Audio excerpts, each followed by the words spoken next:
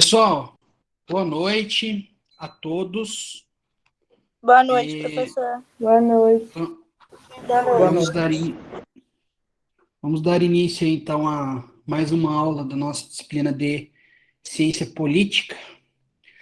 Eu estava lançando o conteúdo da aula hoje, eu estava vendo ali que a nossa avaliação, a semana de avaliação começa dia 30, é isso, né?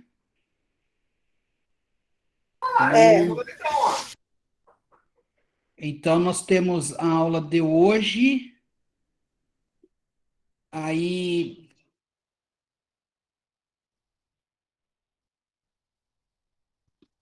e mais 3 aulas, né? Sendo que a última delas é revisão do conteúdo.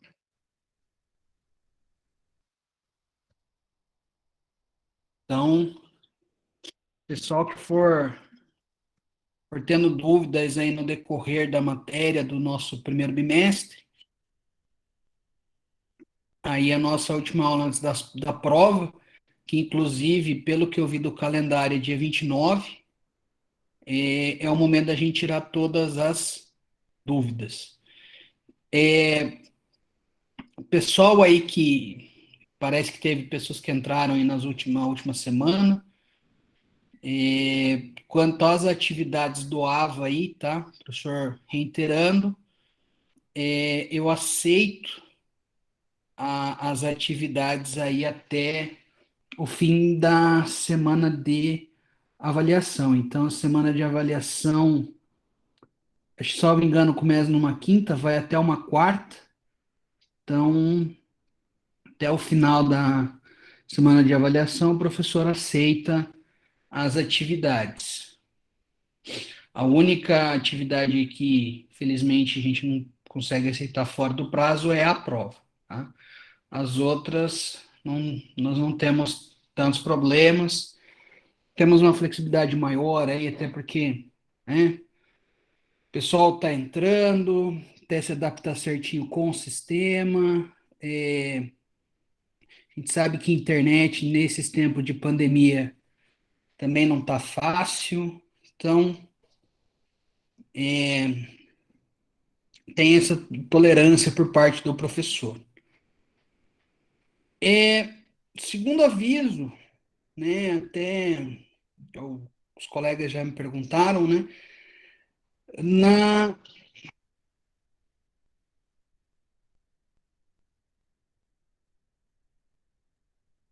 na semana anterior à semana jurídica, na aula da professora Angélica, então, nós falamos sobre o grupo de pesquisa de direitos humanos.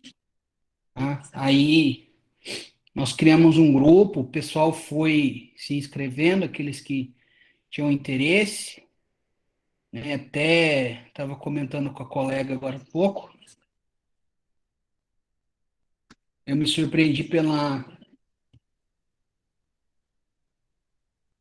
quantidade de inscritos no grupo. Então, nós estamos nos organizando aí para ver a, a, melhor, a melhor forma da gente estar organizando os encontros do grupo. Então, mas eu vou estar passando as informações certinho para vocês pelo grupo do WhatsApp, tá?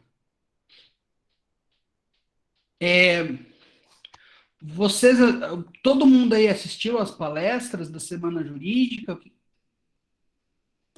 Eu assisti. E o que vocês acharam das palestras?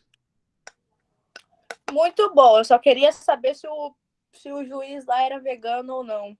Porque defende a causa animal? Tem que ser. Então,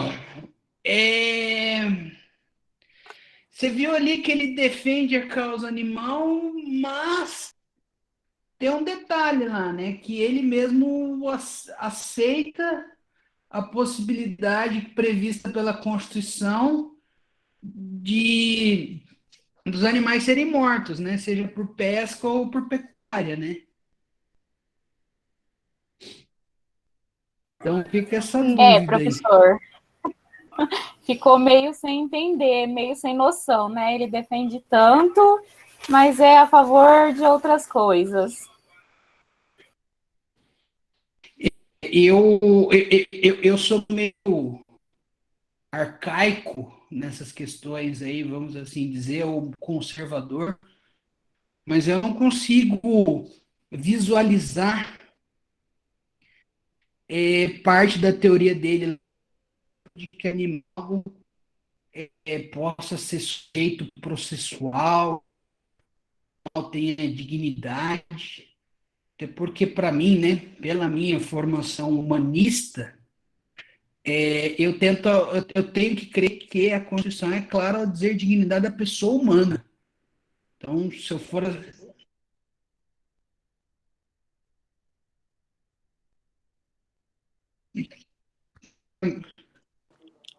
Então, para mim, acaba ficando um pouco Professor, difícil dessa. Oi, a sua internet está travando. a minha? Ou é só. Tá É, a travando sua. tá travando, Deixa tá eu tentar sumindo sua mudar de lugar, imagem. vamos ver. Vou tentar chegar mais perto do modem aqui.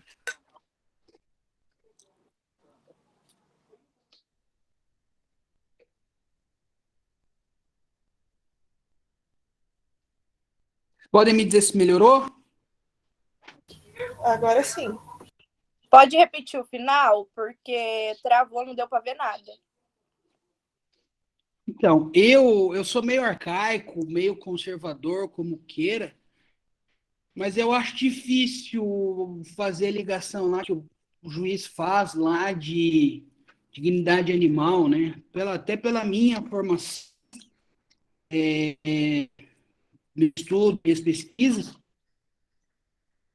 dignidade que tem é o ser humano.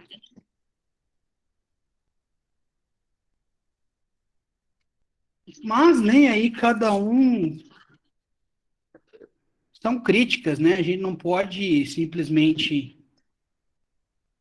dizer que está errado ou certo a teoria dele só por ser convicções, né? Esse é o bom ou ruim do direito, né?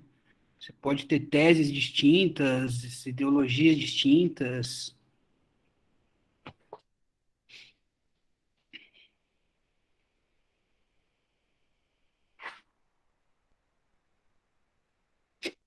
Zé, então, vocês estão me ouvindo bem agora? Tá melhor a minha internet? Sim. Tá, professor. Sim. Beleza. Então, pessoal, alguém quer fazer mais algum comentário sobre as palestras da semana passada?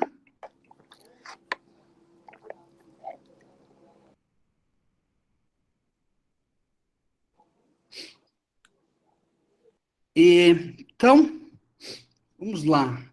Na nossa aula passada, que foi na semana anterior à semana jurídica, então, nós vimos, né, as bases aí da estrutura do Estado, que daí nós vimos lá questão de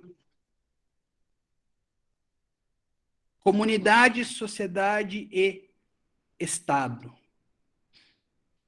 Então, nós terminamos a aula fazendo a concepção do que é Estado, tanto na concepção jurídica quanto sociológica, e nós vimos ali que tanto uma quanto outra concepção, eles nos trazem, com base aí na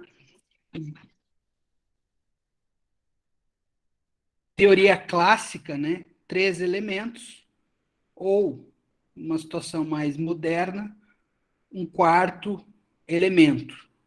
Então, nós vimos aí que o Estado, ele possui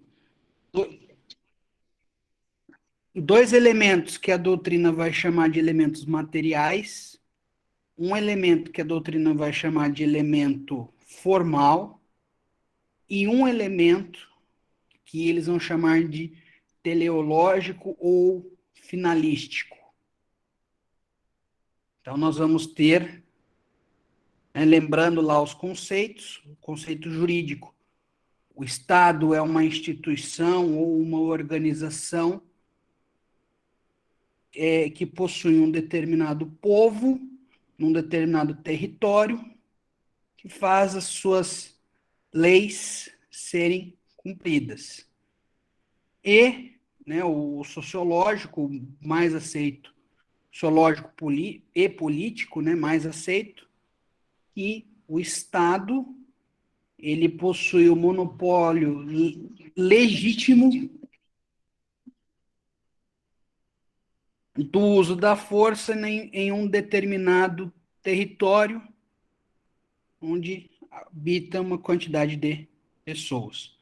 Então, embora nós tenhamos conceitos pouco diferentes ou interpretações um pouco distintas, nós vamos, nós vamos ter aí, então, que eles coincidem nos elementos. O primeiro elemento que nós vamos analisar, então, pessoal, é o elemento humano ou o elemento pessoal, que é um dos elementos materiais do Estado. Então, nós temos que o Estado ele é constituído por uma quantidade de pessoas.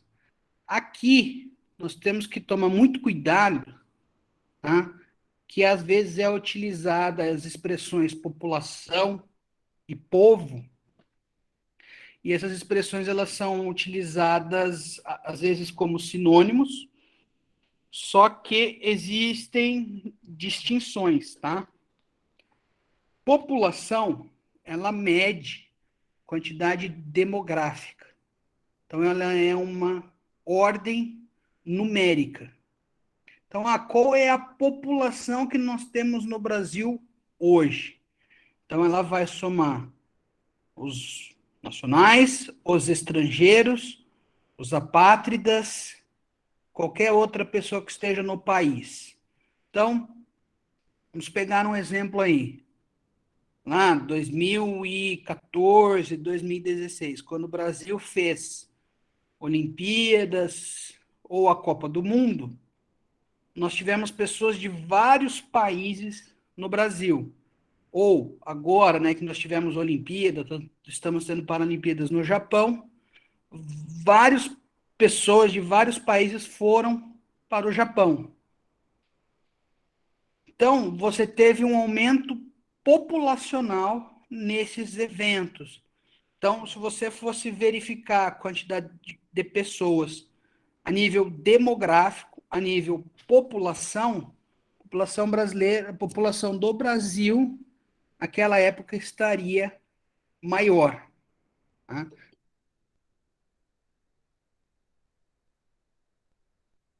A gente está vendo isso em outra matéria também, a diferença de povo e população.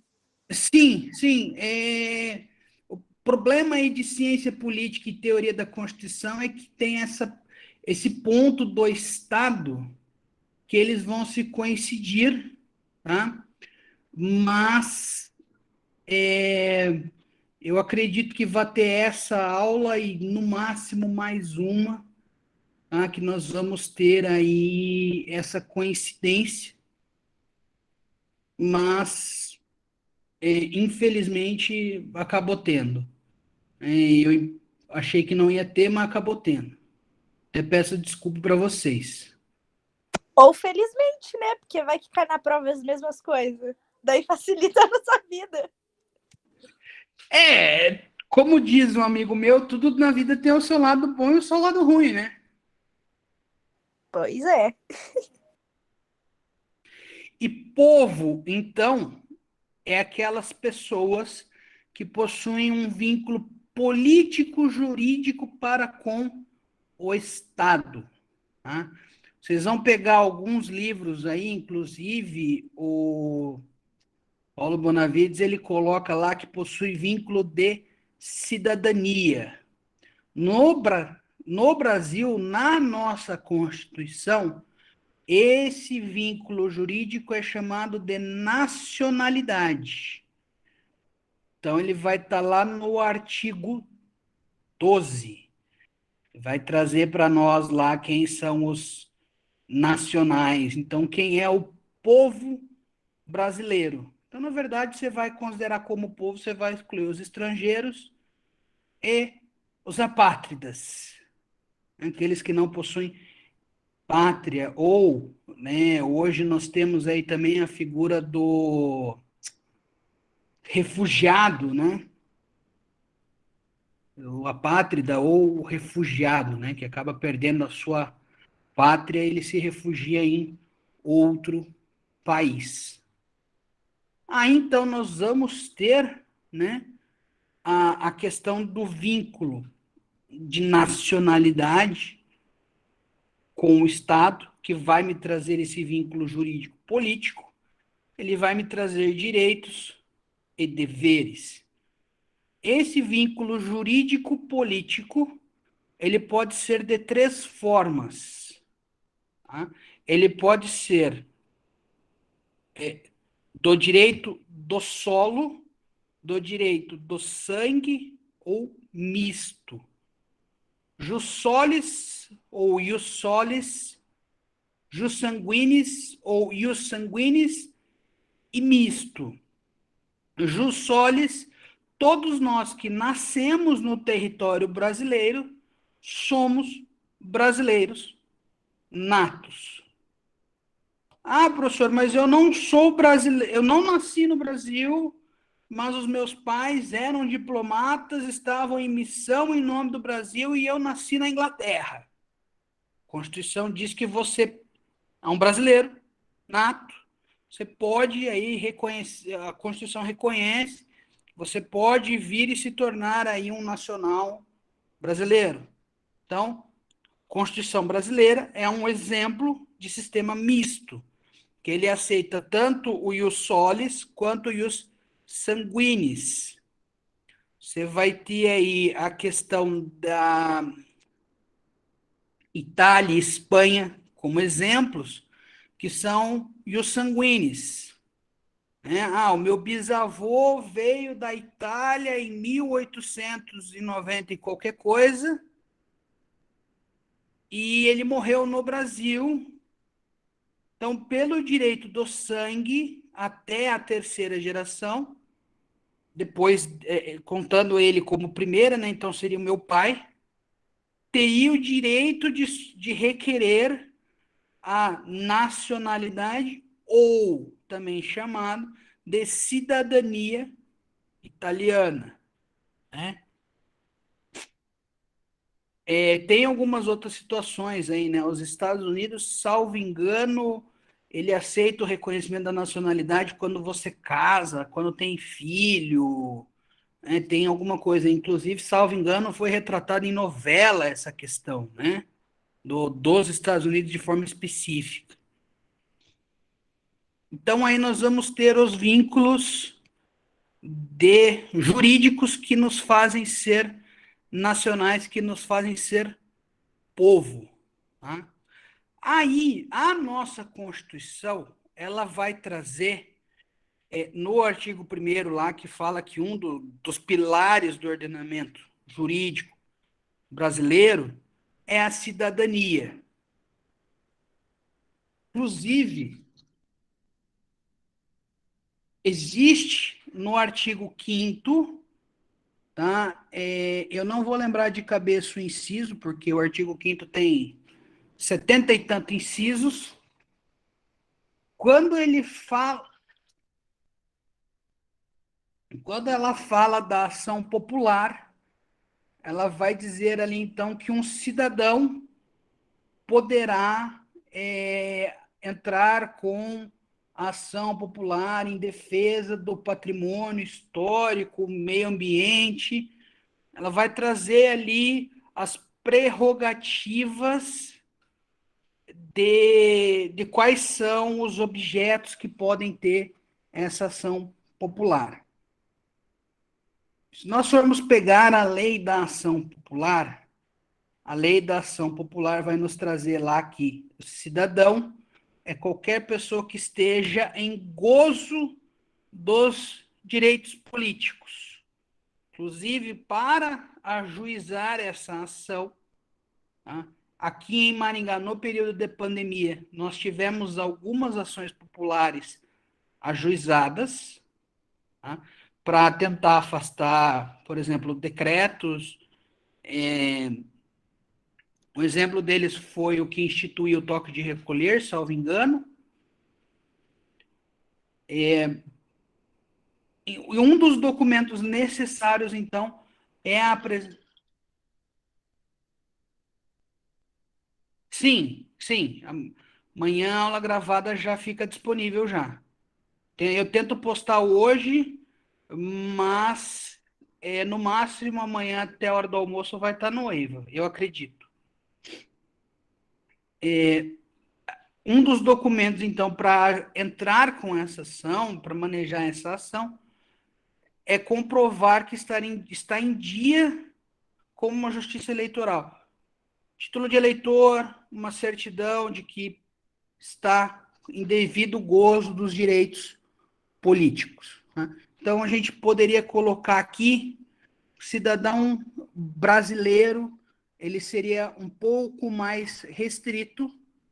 Por quê? Porque o preso, vamos pegar um exemplo, o preso, ele não deixa de ser um brasileiro nato, não deixa de ser um nacional, mas ele perde momentaneamente seus direitos políticos. Seus direitos políticos ficam suspensos. Ou, quando se comete um ato de improbidade administrativa, um ato de improbidade administrativa, um exemplo é causar dano ao erário. Então, eu desviei dinheiro, eu causei um dano ao erário, eu cometi um ato de improbidade. A lei de improbidade administrativa vai dizer que eu vou ter os meus direitos políticos suspensos, eu não vou poder, então, ser candidato, não vou poder votar e não vou poder participar de concurso público. E um dos requisitos também para o exercício de um cargo público ou fazer um concurso público é estar em dia com as obrigações eleitorais e os homens com as obrigações militares. Os homens, porque no Brasil o serviço militar é obrigatório para os homens, salvo engano, mulheres podem, mas não é obrigatório igual para os homens quando completam 18 anos. Ah, professor, tem alguma vantagem em ser nato? Porque a Constituição fala que eu posso me naturalizar. Então, se eu estou morando há 10 anos no Brasil, residência fixa, trabalhando, eu posso me naturalizar. Então, eu seria um brasileiro naturalizado. Posso. Qual é a principal diferença? Apenas o brasileiro nato, ele vai poder estar exercendo os maiores cargos.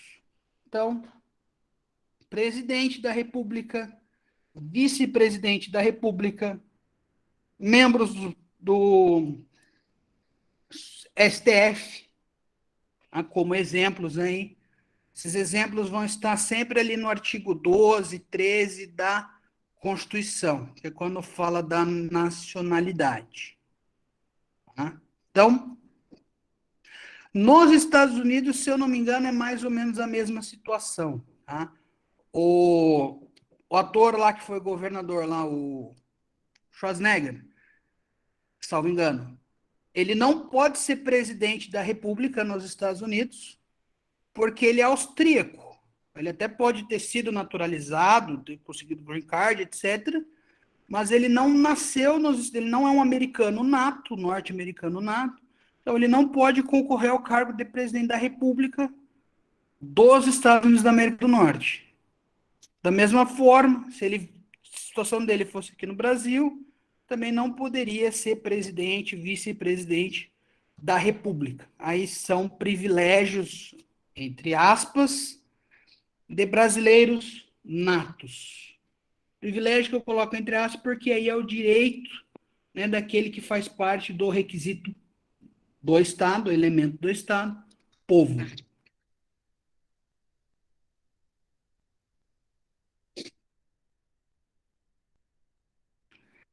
Aí, então, nós vamos ter, primeiro elemento, tem essa diferenciação, tá? Segundo elemento constitutivo do Estado, então, é o território.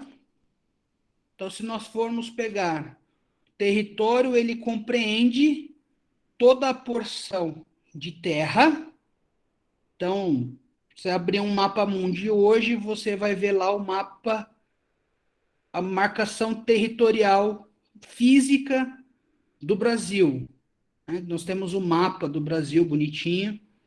Então, ali vai estar o território brasileiro, onde o povo brasileiro vai ter a sua soberania exercida dentro desse território. Então, porém, tá? Porém, não é o único ponto, não é o único ponto do território. Nós vamos ter também o subsolo. Então, todas as riquezas minerais, naturais, ouro, prata, minério de ferro, todo e qualquer mineral que se extrai do subsolo, ele pertence ao território brasileiro. Se for pegar um petróleo, né, se você, de repente, achar um poço de petróleo na sua propriedade, inclusive aquilo ali vira território do patrimônio da União. Aquela fonte de petróleo que você achou ou aquela jazida mineral, se tiver uma jazida de minério de ferro ou de ouro na sua propriedade. Obviamente que provavelmente eles vão indenizar, né? Mas, então, aí nós vamos ter também o espaço aéreo. Então, uma forma imaginária desse nosso território, chão, tudo que tiver para cima também pertence ao território brasileiro. Então, em tempos de paz, se circula normalmente, porém, em tempos de guerra, aí, se você não tem autorização, a aeronáutica brasileira, a Força Aérea Brasileira, poderia derrubar essa aeronave que não se identifica ou que não tem autorização, provavelmente é algo inimigo. Tá? Normalmente você tem autorização para fazer, você tem que apresentar a rota. Então, você tem toda essa situação do espaço aéreo. Nós vamos ter também como parte do território nacional o mar continental e a plataforma continental. Então, o mar continental, ele vai ser uma porção de água próxima da costa e a plataforma continental vai ser o que estiver submerso. Hoje, um exemplo, o Brasil extrai o pré-sal. O pré-sal nós extraímos da plataforma continental, a não sei quantos metros de profundidade lá. O Brasil também tem, dentro desse território da plataforma continental, o direito ali e o dever de proteger a vida marinha. Nós vamos ter o mar continental, que aí nós vamos ter o maior problema. Por quê? Porque nós temos algumas discussões, alguns tratados internacionais que tentam discutir essa questão do mar continental. Então, a primeira situação de mar continental seriam de 3 milhas, porque quando isso foi fixado, era essa a distância das armas. Então, você tinha ali os canhões ou outros equipamentos bélicos que eles iam até uma distância de 3 milhas. Hoje, com os mísseis que atravessam o continente, essa questão de até onde vai atravessa o globo inteiro, ou o mar continental ia ser de um só, ou não ia existir mais. Então, caiu em desuso essa questão de até onde as armas vão, porém, se permaneceu essa distância de milhas. Os Estados Unidos e alguns países da Europa, eles defendem essa questão dos 3 milhas ou numa distância máxima de 12 milhas da costa. O Brasil e outros países aí da América Latina entendem a distância de 200 milhas. Então, nós temos aí uma discussão se é 3, se é 12, se são 200. Por isso que eu falo que esse é o ponto mais complexo, é o ponto que tem mais debate dentro da questão internacional, porque não se tem efetivamente definido, decidido qual é essa distância. Tá?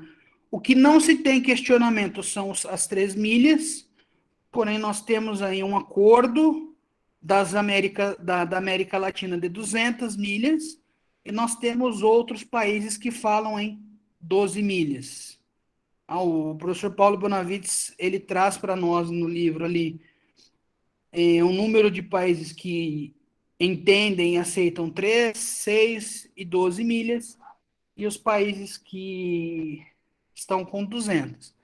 O livro pode estar um pouco desatualizado, de repente pode ter mais ou menos países que adentram em cada uma dessas metragens, vamos assim dizer, do, do mar territorial ou mar continental. Pois entra o alto mar, né, aí pode ter navegação. O terceiro elemento do Estado vai ser aí o elemento da soberania, ou que alguns chamam de poder. Então, aqui nós vamos dividir a soberania em 2 momentos. Uma soberania interna e uma soberania externa. Tá? Um outro ponto interessante de se falar da questão da soberania é que ela passou por um momento que ela era absoluta, depois ela se tornou relativa. E também nós temos um momento aí de quem seria o titular. Tá? Então, partindo primeiramente do titular do poder ou da soberania, nós vamos ter lá na Idade Média que se dizia que os reis eles eram representantes de Deus, né? Então tinha essa derivação, essa soberania do monarca de uma forma divina. Ao longo do tempo, essa soberania ela mudou dessa questão divina para a chamada soberania popular.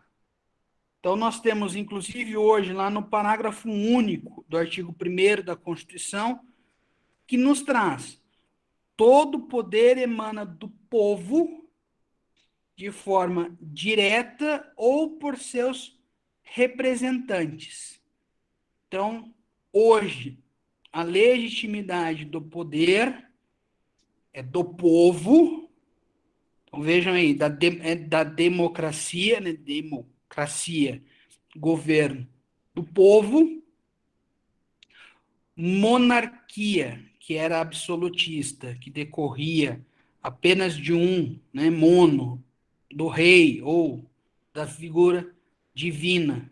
Então, nós vamos ter essas rupturas de estilos, formas de governo, né, entrando um pouco na teoria das formas de governo.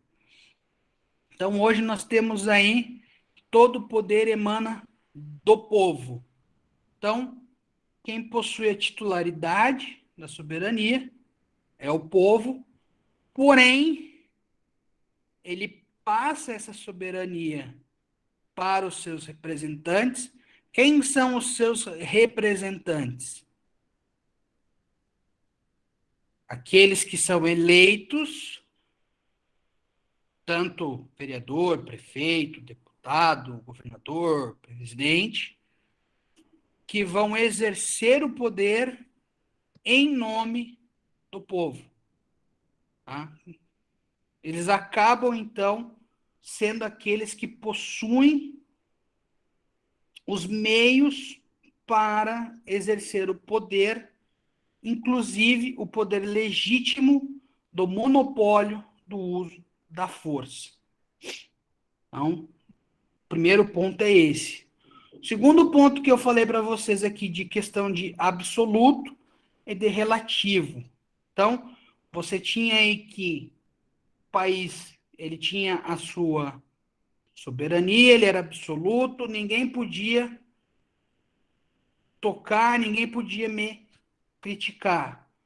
Hoje, com a evolução do direito internacional, dos tratados internacionais, né, vamos ter aí os tratados de direitos humanos, Pacto de San José da Costa Rica, Declaração dos Direitos do Homem da ONU. Então, sempre quando um país se torna signatário, que ele assina um tratado desse aí, ele se vincula a observar aqueles direitos, mesmo que antes ele não observava. Então, ele acaba, entre aspas, abrindo mão de parcela da sua soberania, coloquei entre aspas, quando ele assina um tratado internacional. Então, assim, não vão mais meter o bedelho aqui, não, peraí. Eu assumi um tratado internacional de proteger os direitos humanos, então, se houver violação de direitos humanos, algo pode vir e me sancionar. Tanto que o Brasil já foi sancionado algumas vezes pela Corte Interamericana de Direitos Humanos. A mais famosa dessas sanções, inclusive, foi o caso da Dona Maria da Penha, que acabou gerando a lei de violência doméstica contra a mulher, que leva o nome Lei Maria da Penha. Tá? Então, Professor, sim, o senhor poderia explicar essa parte de novo? Eu me perdi um pouquinho. qual parte A parte que o senhor falou de um país sancionar o outro.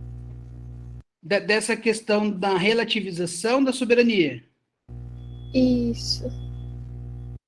Então, vamos lá. O Brasil, ele assina um tratado internacional. Qual é esse tratado internacional? Vou proteger os direitos humanos.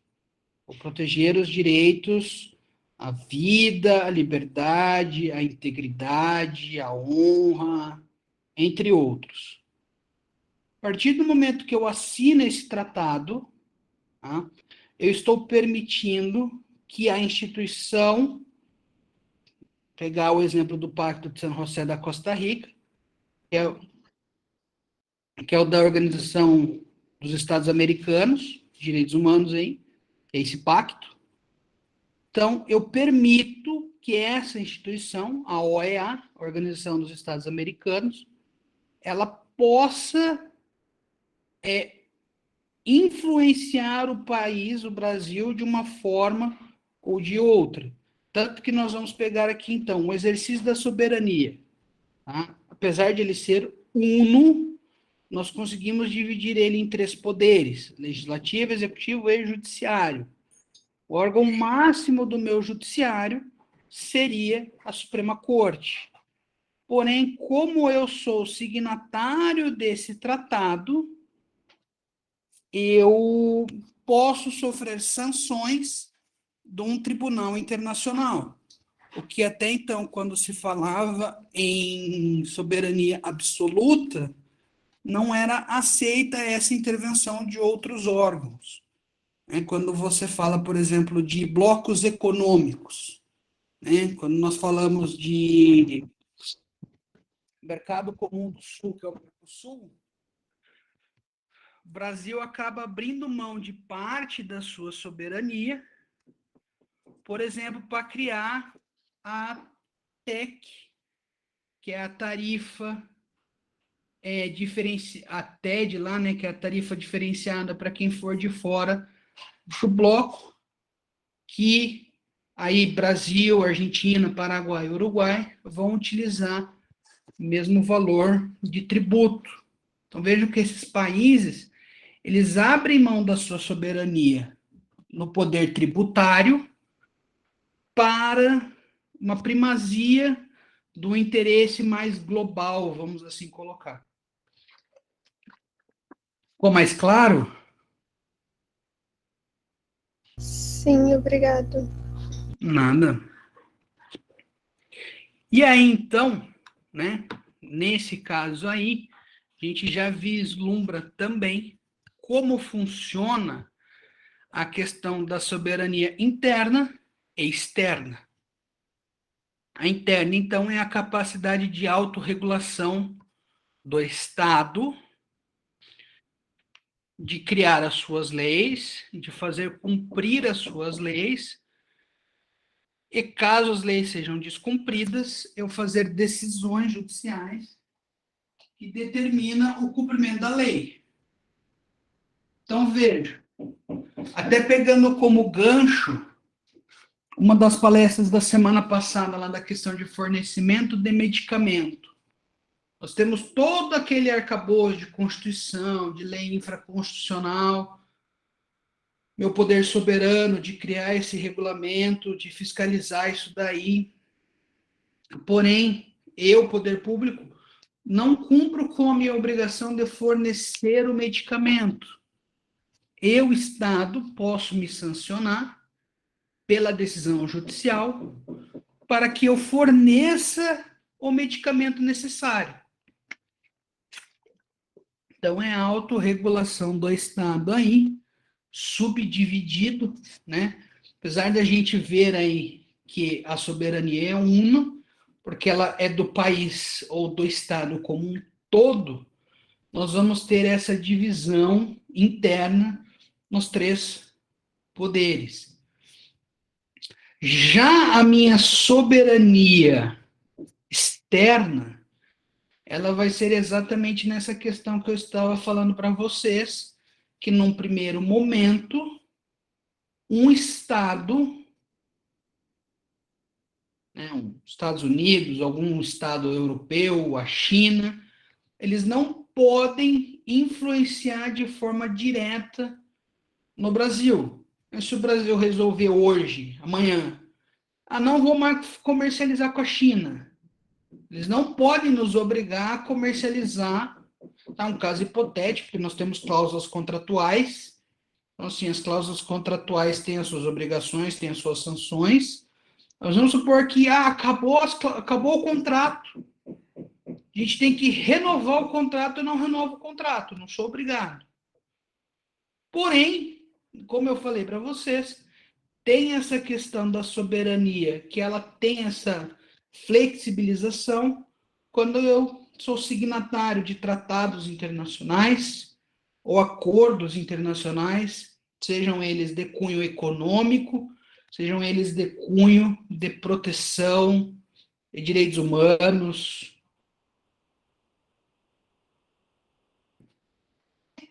Bem, né? Eu tenho o meu direito de assinar um tratado desse, um contrato internacional desse, eu tenho também livre anseio de, vamos considerar aqui um exemplo hipotético, que o Brasil hoje deixa de ser uma democracia, nós temos uma ruptura e passa a ser um.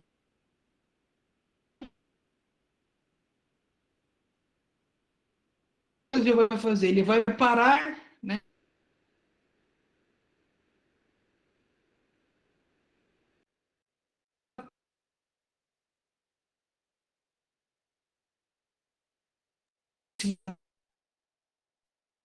Não mais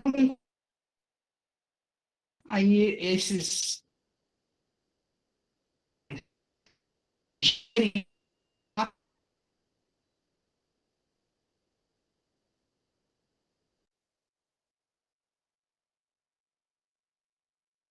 internacionais. como convenções.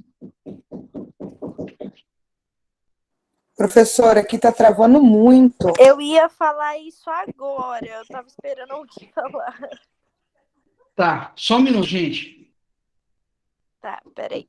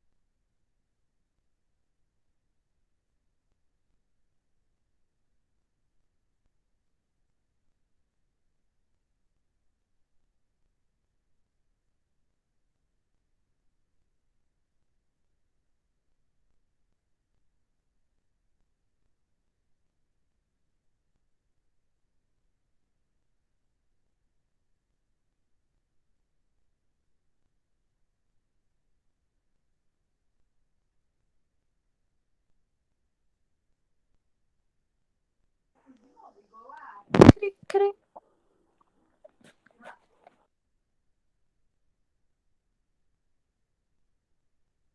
Vamos fazer bagunça, aproveitar que o professor saiu da sala. Cri, cri, cri, cri. Gente do céu. Eu fui numa... Deixa eu fofocar enquanto ele não vem. Não esquece Fui que tá na- gravando, viu? Ah, não tem problema não. Fui no... Fui na segunda fase do...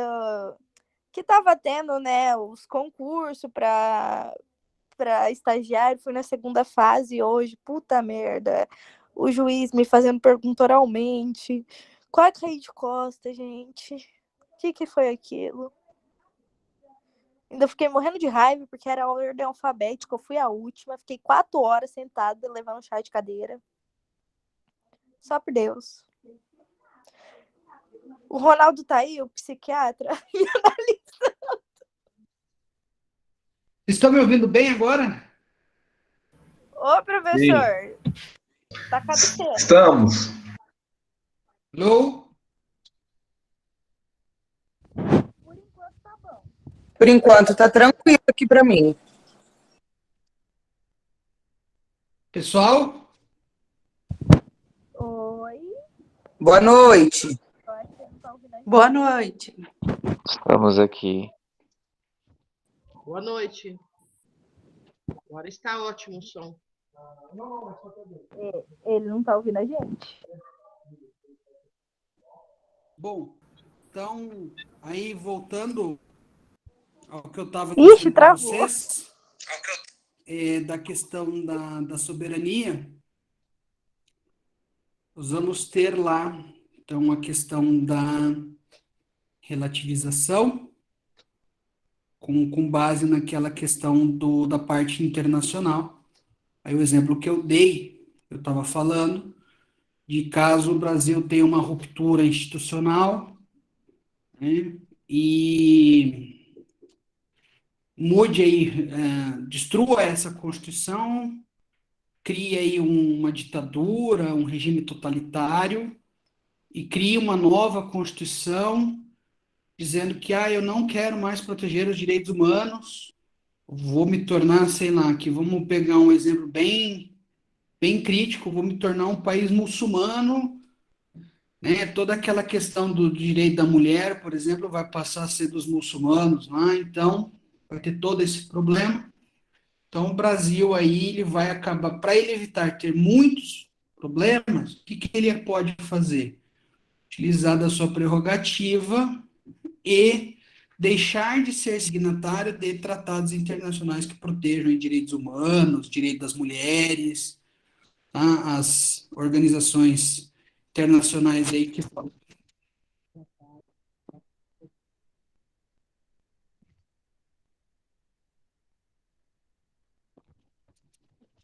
Tem um problema aí de que alguns falam da impossibilidade de retrocesso, né, desses direitos. Porém, faz uma ruptura institucional, uma ruptura constitucional, você acaba podendo fazer todas essas alterações, né? Nós tínhamos aí constituições que previam direitos, aí depois nós tivemos aí o regime militar, que acabou tolhendo direitos, né? Criando um regime autoritário. Nós vamos ver aí a questão do totalitarismo em aulas futuras, tá?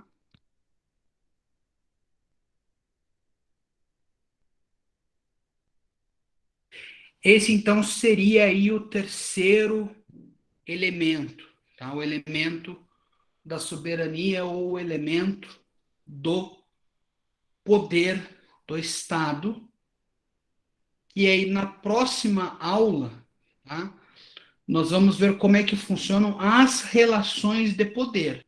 Então, nós vamos ver aí os meios de exercer o poder, os meios, né, que o Estado possui, o meio que pessoas particulares possuem, os requisitos dessas relações de poder, e também a gente vai começar, a gente vai adentrar na parte da divisão de poderes do Estado. Aí eu acredito aí que no final do bimestre nós vamos ver aqui as formas, ver,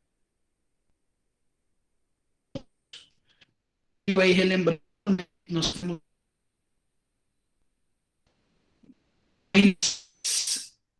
duas aulas, eu acredito, duas ou três aulas, e depois nós vamos ter a revisão.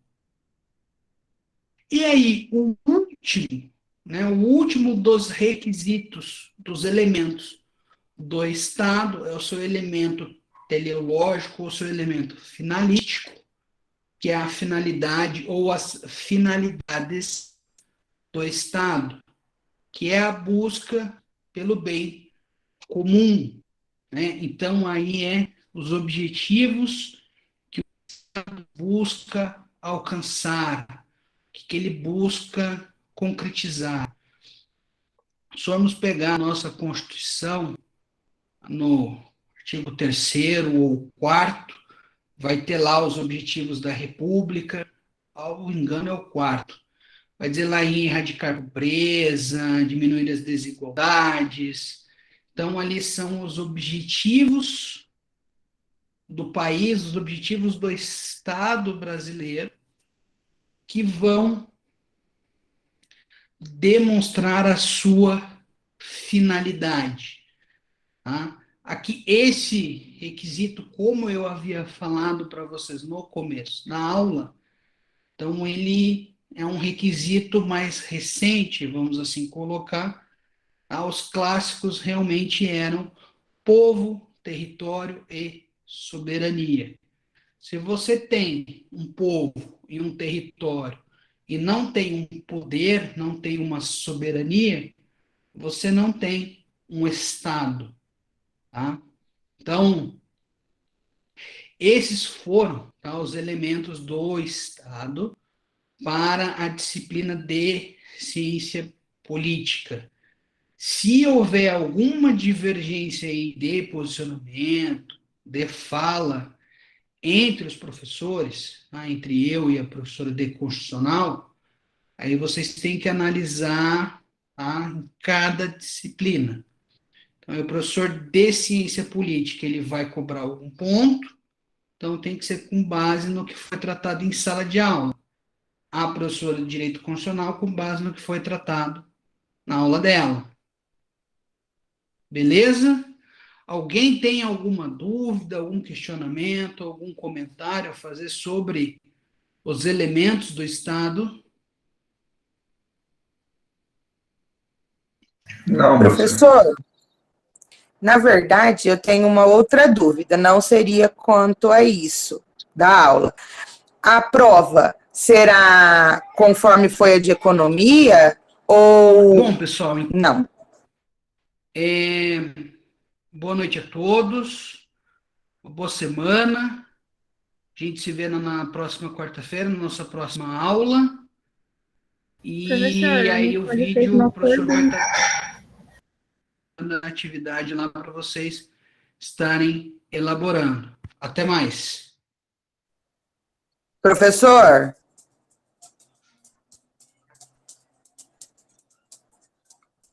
eu acho que ele não está ouvindo eu. Gente,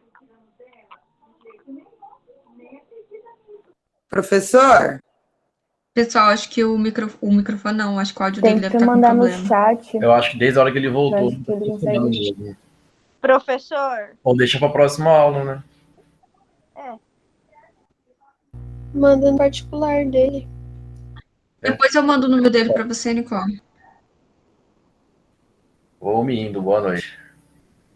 Não, mas a gente quer saber também, né, Nicole? ela manda no grupo daí. Boa noite, galera.